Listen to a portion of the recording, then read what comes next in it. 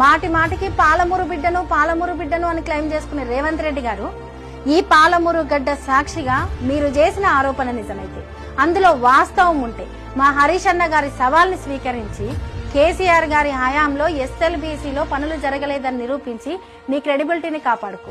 నేను I'm challenging Revanth Reddy.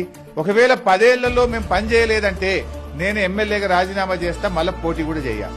నువ్వు ఒకవేళ 10 ఏళ్లలో పని జరిగి ఉంటే ముఖ్యమంత్రిగా రాజీనామా చేస్తావని ఛాలెంజ్ చేస్తున్నా.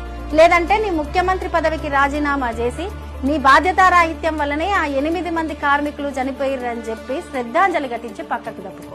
అంతేగాని నువ్వు డిఫెన్స్ లో పడ్డ ప్రతిసారి ప్రతిపక్ష నాయకుల మీద దుమ్మెత్తి పోసి డైవర్షన్ పాలిటిక్స్ చేస్తా అంటే తెలంగాణ ప్రజలేం అంత అమాయకులు గారు.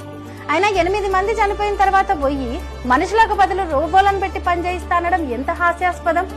ఆ సాంకేతిక పరిజ్ఞానం అనేది ప్రాజెక్టు మొదలు పెట్టేటప్పుడు ఎందుకు వాడలేదు? నువ్వు ఫోకస్ పెట్టాల్సింది హరీష్ రావు గారు ఎక్కడికి వెళ్తుర్రు అని కాదు, నీ అసమర్థ పాలన వల్ల తెలంగాణ రాష్ట్రం ఎక్కడికి వెళ్తుంది అని.